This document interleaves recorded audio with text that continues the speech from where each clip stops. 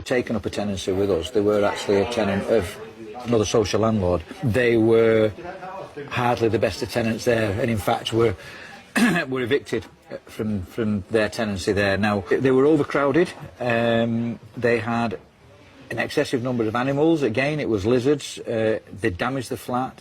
There were threats of violence from the tenant. I don't think we were made aware of that at the time, so this could have an impact on the fact that they potentially might have made a false declaration when they actually applied for the tenancy. So we really need to just discuss this issue with legal to see if it's going to make a major impact on where we go from here.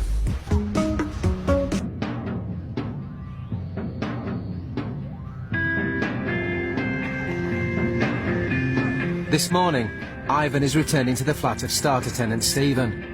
There's been more antisocial behaviour, and that, coupled with the failure to disclose the trouble at his previous flat, means the Housing Association are now considering eviction proceedings. Since we last spoke to him, there's been a number of issues surrounding antisocial behaviour. He's told a neighbour to fuck off, again, same lady. Once I spoke to him about the antisocial behaviour issues, I'll then ask him about this previous tenancy that he hasn't been completely upfront about. So you've had a written warning and a tenancy caution about behaviour in the address.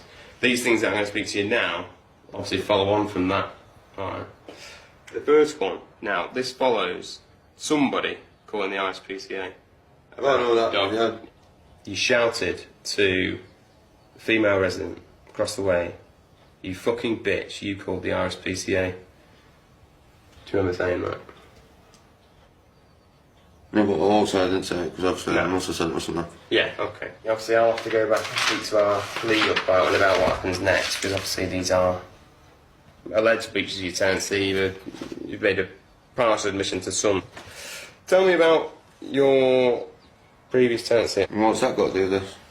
Well, when you applied to us, you should have declared certain things, so... I didn't know. Is this going to carry on? Just to fix me? This is the last I'm getting sick of it. Just to fix me. Is that what you want? Is that what you want? I want... Is that what you want? I want there to be no more problems here, basically. Do you want to fix me? I want there to be no more If you want to fix me, just go ahead and do it, yeah? Because I'm getting sick of all this bullshit. Well, I've got to ask you about this. Well, I'm not answering no more questions, because I'm getting sick of it all now, right? I have some of anxiety, I have some of panic attacks, and all this is fucking doing my head in.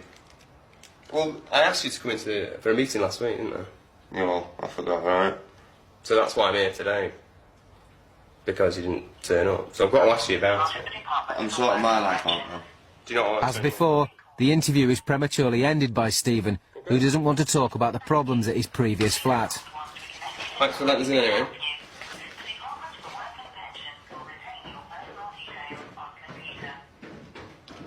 The interesting bit was obviously when I mentioned the previous flat. His first answer was, "What's that got to do with anything?"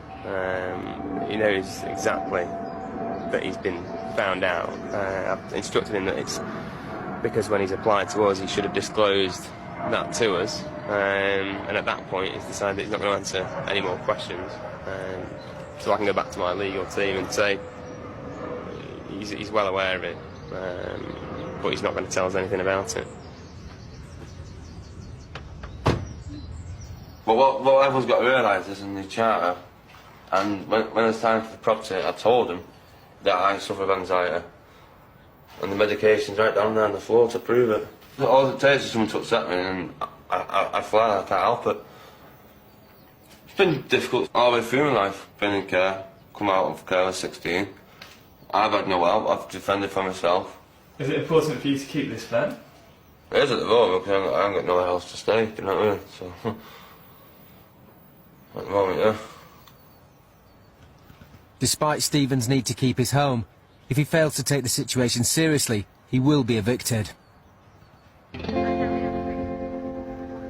It's my flat, I live here, the government pays the rent, they get the money, so what's their problem?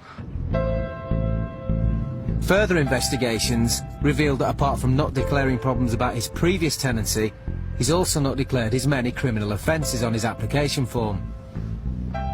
This, combined with all the complaints, has led the Housing Association to apply to the courts to evict him. So this is an eviction notice. He's got 2 months to vacate the tenancy, which is plenty of time for him to find other residents and to move his belongings. We've got a whole number of things. We've got previous criminality not declared, we've got previous addresses not declared, and on top of all that, we've got the antisocial behaviour. So, yeah, it's very unusual. In fact, the legal officer who's dealt with it said he's never done one.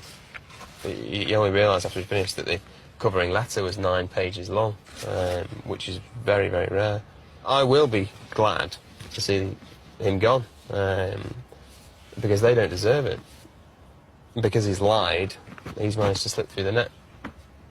But it's because he's lied that he's been able to do it.